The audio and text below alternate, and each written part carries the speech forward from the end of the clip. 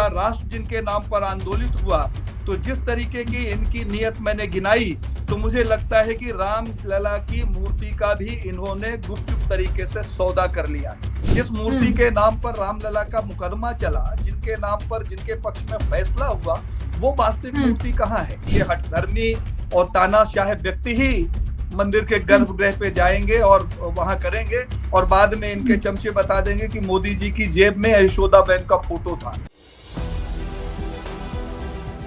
नमस्कार, मैं प्रियंका, आप देख रहे हैं 4 PM। राम मंदिर के प्राण प्रतिष्ठा के लिए प्रधानमंत्री नरेंद्र मोदी कठिन नियम फॉलो कर रहे हैं। मोदी जी फर्श पर सो रहे हैं, सिर्फ नारियल का पानी पी रहे हैं और इस कड़ाके की ठंड में धोती पहन रहे हैं। तो मानना तो पड़ेगा कि प्रधानमंत्री नरेंद्र मोदी में इस उम्र में भी काफी एनर्जी है। लेकिन सवाल ये खड़ा होता है कि ये एनर्जी है भी या फिर कि गोदी मीडिया ने इसको क्रिएट किया है, क्योंकि क्रिएशन तो इतना तगड़ा चल रहा है कि खबर निकलकर सामने आई है कि जो राम लला की असल मूर्ति है उसको बदल दिया गया है। लेकिन मजाल है कि गोदी मीडिया से लेकर जो तमाम भक्त हैं इनमें से कोई सवाल कर सके। अब यहाँ पर कई सवाल खड़े होते हैं। पहला सवाल ये खड़ा होता है कि अगर रामलला की असली मूर्ति का प्राण प्रतिष्ठा नहीं हो रही है तो इस पर सवाल क्यों नहीं खड़ा किया जा रहा है, और इसी के साथ अगर वो मूर्ति असली है तो जो फोटो वायरल हो रही है वो फेक है क्या? दूसरा सवाल यहाँ पर ये खड़ा होता है कि मुख्य यजमान पद से मोदी जी को हटा दिया गया। हमने आपको खबर दिखाई, अगर मुख्य यजमान पद से मोदी जी को हटा दिया गया है तो आखिर क्यों वो 11 दिन का अनुष्ठान अभी भी पूरा कर रहे हैं, और अगर वो यजमान है अभी नहीं हटाया गया है तो आखिर क्यों शास्त्रों के नियमों का उल्लंघन खुलेआम किया जा रहा है? तो इन सब के बीच कई सारे सवाल खड़े होते हैं और इन्हीं सभी सवालों के जवाब लेने के लिए मैं आपको लिए चलती हूँ देवेंद्र पांडे जी के पास, जो कि राष्ट्रीय महासचिव हैं हिंदू महासभा के। नमस्कार सर। जय हिंदू राष्ट्र, जय हिंद। सर, कई सारे सवाल हैं और इन सवालों के जवाब आपसे बेहतर कौन ही दे पाएगा। आपको अच्छी खासी समझ है, पकड़ है। हम तो पत्रकार हैं, हम तो खबरें चलाते हैं, लेकिन जो खबरें हैं उन पर भी कई सवाल खड़े हो रहे हैं। तो सर, इनमें सबसे पहला जो सवाल खड़ा हो रहा है, जिसको लेकर बवाल भी खड़ा हो रहा है, मैं आपसे कर लेती हूँ कि जो रामलला की मूर्ति है उसको बदल दिया गया है। जो टेंट में विराजमान थे, जिन्होंने ठंड सही, धूप सही, वो मूर्ति का प्राण प्रतिष्ठा नहीं की जा रही है। जिस मूर्ति की प्राण प्रतिष्ठा हो रही है वो कोई और ही मूर्ति है। क्या कहेंगे सर?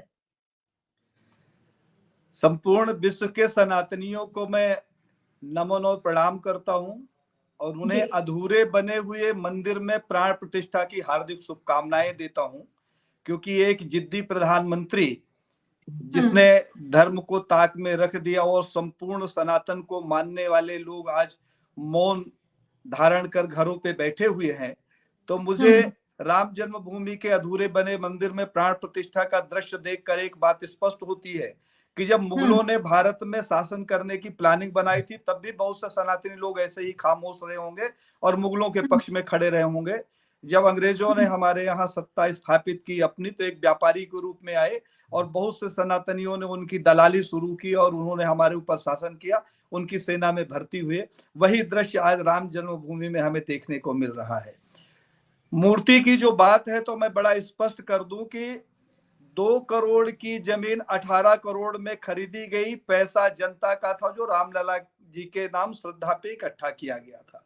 1400 करोड़ रुपए के चंदे की चोरी इन्होंने की। वो 1400 करोड़ रुपए मोदी जी के नहीं थे, न किसी और के थे, रामलला जी के नाम पर पूरे धरती में रहने वाले सनातनियों ने एक एक पैसा इकट्ठा करके वहां दिया था।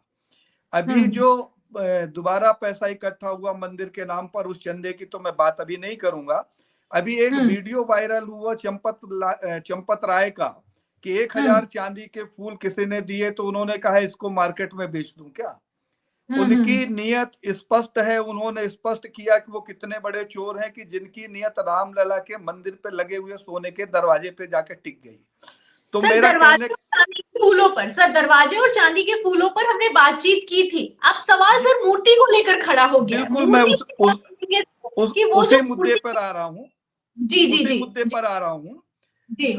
इनकी जब नियत स्पष्ट है, जिन सनातनियों ने अपना बलिदान दिया, जिन्होंने आंदोलन किया, जिन्होंने मुकदमा लड़ा, उनकी जब उपेक्षा की जा सकती है तो एक बात स्पष्ट होती है कि इनका किसी रामलला की मूर्ति से या वहां लोगों की श्रद्धा से कोई लेना देना नहीं है।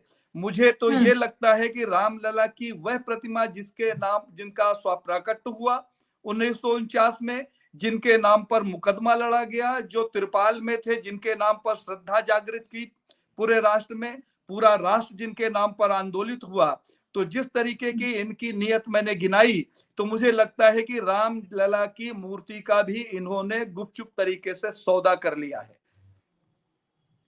अतिशयोक्त नहीं होगी कि इन्होंने कहीं विदेश में किसी से सौदा कर लिया हो, राम जी की महिमा बताते हुए कि ये रामलला है जो स्वप्रकट हुए और ये जिस देश में रहेंगे, जिस कंट्री में रहेंगे, वहां राम राज्य की स्थापना होगी, वहां की जनता का भला होगा और हजारों करोड़ रुपए ये इकट्ठा कर सकते हैं। मुझे ऐसा अंदेशा है, ऐसा शक है, इसलिए कि जब बार बार ये बात उठ रही है, आंदोलनकारी उठा रहे हैं। इसका मतलब ये है कि ये जो मूर्ति बदली गई कोई खबर फेक नहीं है। वो जो मूर्ति, एक दो तस्वीरें सर वायरल हो रही हैं, मैं दिखा देती हूँ। एक तस्वीर में वो बाल स्वरूप पे दिखाई दे रहे हैं और एक तस्वीर जो आई है जो जिसमें उनकी आंख पर पट्टी लगी हुई है, वो 51 इंच की है। उसके लिए कहा जा रहा है कि ये मूर्ति को बदल दिया गया, पहली बात। और दूसरा सर, एक और तस्वीर भी वायरल हो रही है जिसमें उनकी आंख भी खोल दी गई है, पूरी मूर्ति दिखाई जा रही है।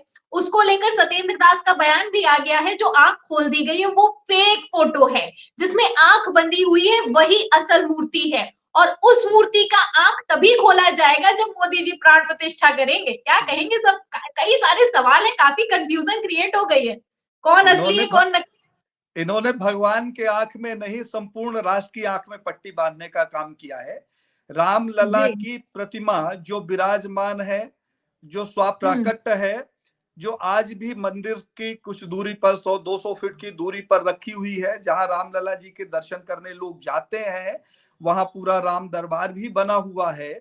उस प्रतिमा की बात नहीं हो रही है, तो पत्थर से निर्मित मूर्तियां हैं जो प्रदर्शित हो रही हैं।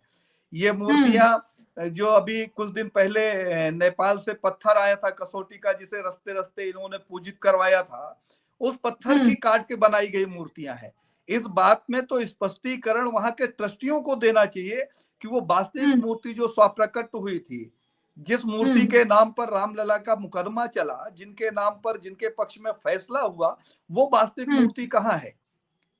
इस बात का खुलासा तो उन्हें करना चाहिए। हम लोग तो सिर्फ अंदाजा इसलिए लगा सकते हैं कि वहां उनका कब्जा है, वहां उनकी मर्जी के बिना परिंदा भी पर नहीं मार सकता जी। तो इस बात का स्पष्टीकरण उन्हें देना चाहिए। बहरहाल मुझे इस बात का शक है कि इन्होंने मूर्ति का कहीं सौदा कर लिया है। जिस तरीके से इन्होंने रेलवे बेचा, हवाई जहाज बेचा, भारत के संसाधन बेचे, उसी तरीके से अभी राम के नाम को बेचकर सरकार बनाते थे। अब मुझे लगता है कि रामलला का मंदिर बन रहा है तो इन्होंने राम का ही सौदा कर लिया।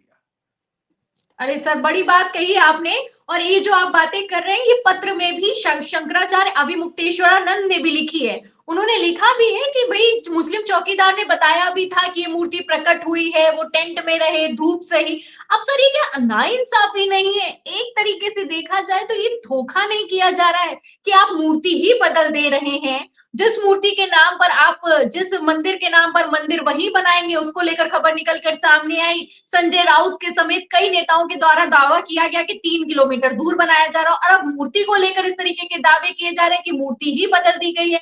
और दावे तो छोड़ दीजिए सर, तस्वीरें भी निकल कर सामने आ गई हैं कि वो बाल स्वरूप था और ये जो मूर्ति है ये 51 इंच की है।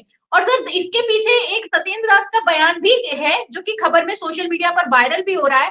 कहना है कि दूर देख नहीं पाते भक्त, वो काफी छोटी मूर्ति थी इसलिए मूर्ति ही बदल दी। अरे ये कैसे सर लॉजिकल हो सकता है? क्या कहेंगे सर? ये हमेशा ऐसी ही मार्केटिंग करते हैं। अभी हमारे यहाँ 3 राज्यों में चुनाव हुआ, मध्य प्रदेश, छत्तीसगढ़ और राजस्थान। तो जिन चेहरों को सामने करके इन्होंने चुनाव लड़ा, जब मुख्यमंत्री बनाया गया तो वो चेहरे भी बदल दिए गए। तो ये बदलने की इनकी पुरानी परंपरा है, ये तो सब कुछ बदल देते हैं।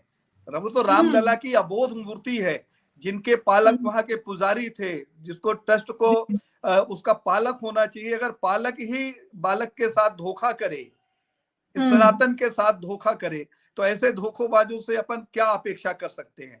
मुझे लगता है कि इतने आरोप लग रहे हैं, हम लोगों को अच्छा नहीं लगा कि रामलला की प्राण प्रतिष्ठा के समय हम लोग आरोप और प्रत्यारोप में उलझे हुए हैं सनातन की सत्यता को बचाने के लिए। इन जी ट्रस्टियों के मुंह में और प्रधानमंत्री के मुंह में दही क्यों जमा हुआ है, इस जी बात का खुलासा वो क्यों नहीं करते। इस देश की जनता जानना चाहती है कि वो कौन से रामलला हैं जिनके लिए हजारों लोगों ने अपना बलिदान देने के लिए सड़कों पर उतरकर लाठियां सही हैं, डंडे खाए हैं, गोलियां खाई हैं। हजारों ऐसे परिवार हैं जिनके मन में आज बड़ा उत्साह है, भले घर के बच्चे को उन्होंने खो दिया हो लेकिन उन्हें लगता है कि हमारे बच्चे का बलिदान पूर्ण हुआ। तो ये सारी शंकाओं का समाधान ये क्यों नहीं करते। सारे धर्माचार्य इस बात से बिल्कुल आहत हैं, वो जान नहीं पा रहे हैं कि हो क्या रहा है। अरे ये भारत हमारा है, इस देश के हम मालिक हैं। देश का प्रधानमंत्री एक नौकर है जिसे तनख्वाह मिलती है, और जो तनख्वाह लेता है वो इस देश का मालिक नहीं होता, नौकर होता है। इस देश की जनता कोई तनख्वाह नहीं लेती है। तो इस देश का नौकर इतना तानाशाह हो गया है कि धार्मिक लोग, आस्थावान लोग, सनातनी लोग सत्य को जानना चाहते हैं और वो सत्य पे पर्दा डाल रहे हैं। इसको रहस्य बना के उन्होंने रख दिया है। रामलला जी की प्राण प्रतिष्ठा उदार मन से होना चाहिए, खुले मन से होना चाहिए, संपूर्ण विश्व में सनातनियों का डंका गूंजना चाहिए। और यहाँ मंदिर का विवाद शुरू हो गया है, अधूरे बने मंदिर की प्राण प्रतिष्ठा नहीं हो रही। अभी पूरे विश्व से राम जी के लिए वस्त्र आ रहे हैं, आभूषण आ रहे हैं, अन्न आ रहा है, जल आ रहा है, घंटे आ रहे हैं, पूजन सामग्री आ रही है। राम जी का अगर मंदिर बना होता तो उनके मंदिर में इसको रखने की सब व्यवस्था होती है। आज किराए के गोदामों में उनका सामान रखा जा रहा है, उनके वस्त्र रखे जा रहे हैं, उनकी पूजन सामग्री रखी जा रही है। रामलला जी की मूर्ति को लोग देखना चाहते हैं। करोड़ों लोगों ने जाकर रामलला जी के दर्शन किए हैं आंदोलन के बाद से लेकर और आज दिनांक तक। आज हर तो आदमी जानना चाहता कि वो मूर्ति कहाँ है। अगर देखा इन्होंने जाए उस मूर्ति का सौदा कर लिया तो उसको उसका खुलासा करें, और नहीं किया तो मूर्ति सामने करें। एक कहावत है कि बाप दिखाओ या श्राद्ध करो। अगर आपके पिताजी जिंदा है तो कहाँ है बताइए, और अगर जिंदा नहीं तो उनका श्राद्ध करिए, तो लोगों को पता चल जाए कि नहीं रहे। तो जाहिर सी इन्होंने जो बात किया ठीक नहीं कर रही है। जाहिर सी बात है सर, जवाब देना चाहिए। मूर्ति को अगर बदल दिया गया है तो उस पर जवाब देना चाहिए कि पुरानी मूर्ति कहाँ चली गई और अब पुरानी मूर्ति का क्या होगा। और जैसा कि आप कह रहे हैं कि सौदा कर लिया गया, ये तो अपने आप में बहुत बड़ी बात है। एक तरीके से देखा जाए तो ये भक्तों के साथ धोखा हो रहा है। और आपने जो संयोग बैठाया है वो भी गजब का है कि ये लोग मुख्यमंत्री कोई और दिखाते हैं, चेहरा कोई और दिखाते हैं, मुख्यमंत्री कोई और बनाते हैं। उसी तरीके से राम मंदिर में भी किया जा रहा है। तो राजनीति और धर्म का इतना घालमेल कर दिया है सर कि समझना ही मुश्किल है कि क्या सही है और क्या चल रहा है। क्योंकि जब जवाब ही नहीं आएगा तो अपने हिसाब से हर कोई आंकलन करेगा, जैसा कि आप आंकलन कर रहे हैं कि क्या उस मूर्ति का सौदा कर दिया गया है, जैसे रेल बेच दी गई है उसी तरीके से क्या मूर्ति को भी बेच दिया गया है। सवाल संगीन खड़े होते हैं। फिलहाल सर एक और सवाल आपसे मैं लेना चाहूंगी कि जो हम लोगों ने बात की थी पहले, ये जो अनुष्ठान है, ये 11 दिन का जो अनुष्ठान चल रहा है, मोदी जी को यजमान पद से जब हटा दिया गया था तब आपने कहा था कि ये जो अनुष्ठान चल रहा है इसके तहत ही बन सकते हैं यजमान। लेकिन अब बता दिया गया कि मुख्य यजमान पद से हटा दिया गया है, लेकिन फिर भी मोदी जी का अनुष्ठान जारी है। तस्वीरें निकलकर सामने आई है सर, देख सकते हैं आपने धोती पहन रखी है, खबरें चलाई जा रही है मोदी जी सिर्फ नारियल का पानी पी रहे हैं, जमीन पर सो रहे हैं। तो क्या मुख्य यजमान है या फिर कि ये सब किया जा रहा है या फिर कि क्या चल रहा है, क्या कहेंगे सर? मोदी जी सनातन को इंटरटेन कर रहे हैं, उसके साथ एक अच्छा सा मजाक कर रहे हैं, भद्दा सा। पहले यजमान होंगे, लोगों की मानसिकता को उन्होंने परखा, फिर यजमान नहीं होंगे, विरोध को परखा कि विरोध की गति क्या है। और मैं 100% दावे के साथ कह सकता हूं कि ये हठधर्मी और तानाशाह व्यक्ति ही मंदिर के गर्भगृह पे जाएंगे और वहां करेंगे, और बाद में इनके चमचे बता देंगे कि मोदी जी की जेब में यशोदाबेन का फोटो था, तो इसलिए पत्नी का कोरम भी पूरा कर लिया गया। पूजन हमें करना है, आरोप हमारे ऊपर लग रहे हैं, स्पष्टीकरण हमें देना है, और हम मौन हैं। सर जी आप बताइए, आप तो विद्वान है, समझ रखते हैं जो आपने बात कही है, बताइए कि क्या फोटो रखकर भी किया जा सकता है? किया तो अधूरे मंदिर में ही नहीं जा सकता, लेकिन कर रहे हैं तो ये कुछ भी कर सकते हैं, ये कुछ भी कर सकते हैं। देखिए, धर्म की मान्यता उसके लिए है जो धर्म को मानता है। इस राष्ट्र में बहुत से लोग ऐसे भी हुए हैं जो नास्तिक हुए हैं, तो जो नास्तिक होता है उसे धर्म का संवाद नहीं करना चाहिए। क्योंकि वो धर्म को मानता ही नहीं। जो धर्म को नहीं मानता उससे अपन अपेक्षा भी नहीं कर सकते कि वो धर्म संगत बात करेगा। तो मोदी जी धर्म संगत कुछ भी नहीं कर रहे हैं। अभी मैं देख रहा था, शायद आपका ही एक इंटरव्यू था, तो रात में नींद नहीं आ रही थी, कुछ तकलीफ थी मुझे, तो मैं बैठ गया और मैंने उसका कमेंट्स देखना शुरू किया कि बहुत से लोगों का बड़ा स्नेह मिला, बहुत से लोगों ने बड़ी गंभीरता से इन बातों को सुना। आपका भी धन्यवाद किया, मेरा भी धन्यवाद किया। लेकिन उसमें बहुत से लोग ऐसे थे जो इस सारे मामले को राजनीति से जोड़ रहे थे। कुछ लोग कह रहे थे कि मोदी जी शूद्र हैं, इसलिए उनको मंदिर पे नहीं जाने दिया जा रहा है। मुझे ये आश्चर्य होता है कि ये वही मोदी हैं जो बद्रीनाथ, केदारनाथ, विश्वनाथ, महाकाल के गर्भगृह में जाकर इन्होंने पूजा किया। तो उस दिन ये शूद्र नहीं थे, किसी पंडित ने इनका विरोध नहीं किया। तो इस तरीके से ये रूमर फैलाया जा रहा है कि आज शंकराचार्य जो विरोध कर रहे हैं वो मोदी का कर रहे हैं। अरे मोदी नहीं, कोई भी होता प्रधानमंत्री और इस तरीके से धर्म के साथ खिलवाड़ करता, उसका विरोध होता। हमारे यहाँ कबीर दास जी बड़े संत हुए हैं, और कबीर जी को हम लोग मानते हैं क्योंकि उन्होंने समाज को हमेशा दर्पण दिखाया है। उन्होंने लिखा था, जाति न पूछो साध की पूछ लीजिए, ज्ञान मूल करो तलवार का पड़ी रहन दो म्यान। सैकड़ों ऐसे संतों को मैं जानता हूं जो दलित, पिछड़ा, हरिजन, आदिवासी समाज से हैं और संत हैं, अपने कर्मों की वजह से पूजित होते हैं, कभी उनके ऊपर आरोप नहीं लगा। लेकिन मोदी जी तो हर मामले में राजनीति करते हैं। मुझे लगता है कि राम जन्मभूमि के मुद्दे पे राजनीति नहीं होना चाहिए। इन्हें साफ साफ स्पष्टीकरण देना चाहिए कि हम अधूरे मंदिर पे अगर प्राण प्रतिष्ठा कर रहे हैं तो क्यों कर रहे हैं, यशोदा बेन को हम साथ में नहीं बैठाना चाहते तो क्यों नहीं बैठाना चाहते, राम जन्मभूमि में रामलला की जो मूर्ति विराजित होना चाहिए, जिन्होंने मुकदमा लड़ा, वो नहीं विराजित हो रही, उसका कारण क्या है। एक लाइन का प्रधानमंत्री का बयान आ जाए, साथ में चंपतिया को बैठा ले, तो मुझे लगता है सारा मामला क्लियर हो जाए। लेकिन नहीं, इस बात पे बयान ही तो नहीं आता है सर। मणिपुर पर भी तो बयान नहीं निकल कर सामने आया, बयान तो नहीं आते हैं, और इन्हीं के पीछे, इन्हीं के चलते काफी बयान तो दे देता है गोदी मीडिया।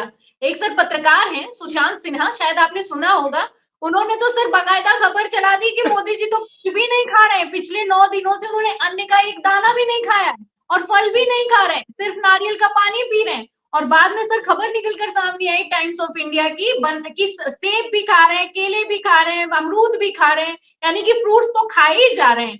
तो सर आप देख सकते हैं कि कितना तगड़ा क्रिएशन किया जा रहा है। अब सर यहाँ पर 2 सवाल बनते हैं। एक तो ये बनता है कि क्या जो प्राण प्रतिष्ठा करता है, क्या सिर्फ उसको नारियल का पानी पीना होता है? और अगर नारियल का पानी ही सिर्फ पीना होता है तो मोदी जी को इतना ज्यादा फ्रूट्स वगैरह क्यों सर्व किए जा रहे हैं?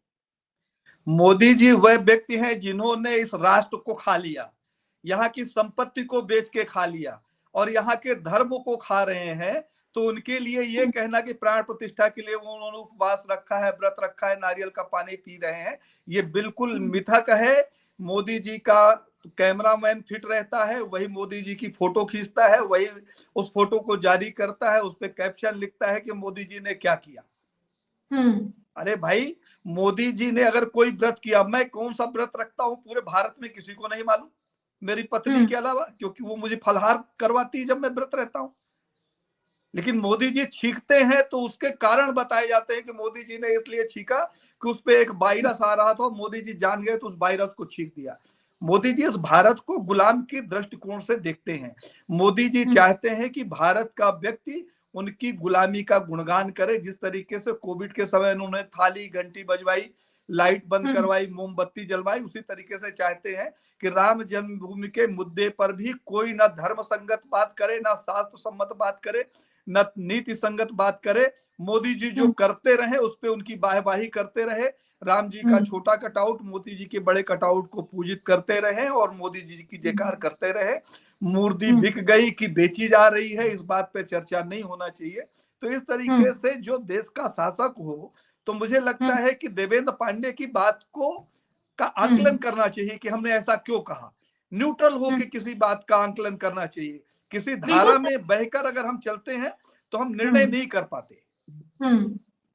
हाँ सर, समझने वाली बात है। और जो आप कह रहे हैं, आप विद्वान हैं, आप व्रत भी रखते हैं, आप हिंदू महासभा के राष्ट्रीय महासचिव भी हैं, बेहतर समझते हैं, लेकिन इन सब के बावजूद ऐसा लगता है मोदी जी नहीं समझते कि घंटी और थाली बजाने से कोरोना नहीं भागेगा। फिलहाल सर, जहां पर आपने कटआउट का जिक्र किया है, आखिरी सवाल आपसे ले लेती हूँ। कटआउट की आपने बात की है, जो कटआउट निकल कर सामने आए थे कि अयोध्या में जो स्ट्रीट लाइट है उस पर मोदी जी का कटआउट लगाया गया और राम जी का कटआउट लगाया गया और बवाल मच गया जब ये तस्वीरें निकलकर सामने आई। अब सर, एक लेटेस्ट तस्वीर निकलकर सामने आई है, मोदी जी के कटआउट हटा दिए गए, सिर्फ राम जी के लगे हुए हैं वहां पर, सारे कटआउट हटा दिए गए। सर, पहले भी ऐसा ही कर दिया था, जब राम मोदी जी का कद बड़ा दिखा दिया था राम जी से, वो हाथ पकड़कर लेकर जा रहे थे, कर्नाटक बीजेपी की तरफ से ये फोटो ट्वीट की गई और जब बवाल हुआ तो उसको हटा दिया गया।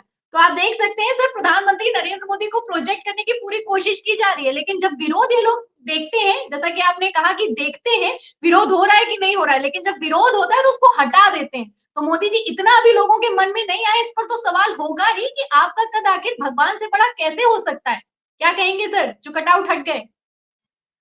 मुझे ये लगता है कि जिस तरीके से राम जी का की उंगली पकड़कर और मोदी जी उनको घर की तरफ ले जा रहे थे, उनके घर का पता बताने के लिए कि राम जी जी। तुम भटक गए थे और मैं आपको सही एड्रेस बताता हूं, यहाँ चलो। अगर ये हाँ जी। विरोध नहीं होता, सनातनी इतने मुखर नहीं होते, तो लोकसभा चुनाव में एक पोस्टर वायरल होता कि रामचंद्र जी मोदी को कंधे में बैठाकर लोकसभा की तरफ लिए जा रहे हैं। रामचंद्र जी मोदी को अपने कंधे में बैठा लेते, उनके दोनों पैर पकड़ लेते और लोकसभा की तरफ लिए जाते हुए दिखते। ईश्वर ने सतबुद्धि दी सनातनियों को, संतों को, प्रखर वक्ताओं को, जिन्होंने समय रहते अपनी आपत्ति दर्ज करवाई और इन्हें कटआउट हटाने पर मजबूर किया और भविष्य में राम के साथ होने वाले लोकसभा चुनाव के एक बड़े षड्यंत्र और खेल और अपमान को रोक लिया। बहुत बहुत बहुत शुक्रिया सर, जो भी जानकारी आपने हमें दी है, जिस तरीके से आपने एक एक बात को एकदम क्लियर किया है, बहुत बहुत धन्यवाद सर, आपने हमें समय दिया उसके लिए। तो ये थे हमारे साथ देवेंद्र पांडे जी, जिन्होंने अपनी राय रखी है, हर एक बात पर मुखर होकर जवाब दिया है और जो जवाब दिए हैं वो कई संगीन सवाल मोदी सरकार पर भी खड़े कर देते हैं, क्योंकि जो पहला बयान दिया गया है देवेंद्र पांडे जी की तरफ से मूर्ति को लेकर, जो मूर्ति बदली गई है उस पर, कि मूर्ति को बेच दिया गया है, मूर्ति का सौदा कर दिया गया है, क्योंकि अगर सौदा नहीं किया गया है तो जवाब दे दीजिए, मूर्ति कहाँ गई, पुरानी मूर्ति का क्या होने वाला है, जो बाल स्वरूप की मूर्ति थी वो कहाँ है, इस पर जवाब देना होगा। क्योंकि जब आप राम नाम पर वोट मांगते हैं तो राम के नाम पर जब सवाल खड़े होंगे तब भी जवाब भी निकलकर सामने आना चाहिए। और दूसरी बात यहाँ पर ये कहना है देवेंद्र पांडे जी का, कि जैसे कि मुख्य यजमान पद से मोदी जी को हटा दिया गया है, अभी भी उनका अनुष्ठान जारी है, तो कल को अगर मोदी जी प्रतिष्ठा कार्यक्रम कर देंगे और ये कह देंगे कि उनकी जेब में जसोदा बहन की फोटो थी, तो भी कोई बड़ी बात नहीं होगी। तो करने को कुछ भी किया जा सकता है, ये कहना है हिंदू महासभा के राष्ट्रीय महासचिव का। तो फिलहाल इस चर्चा पर, जो कि उन्होंने राय रखी है उस पर, और ये जो बातचीत है जिसमें बड़े सवाल खड़े हुए हैं, उस पर आप क्या सोचते हैं, हमें कमेंट बॉक्स में जरूर लिखें। वीडियो को ज्यादा से ज्यादा शेयर करें ताकि सच्चाई दूसरों तक पहुंच सके। हमारे चैनल को लाइक करें, शेयर करें, सब्सक्राइब करें, ज्वाइन करें। फिर मिलती हूँ अगली खबर के साथ, अगली चर्चा के साथ। तब तक के लिए धन्यवाद।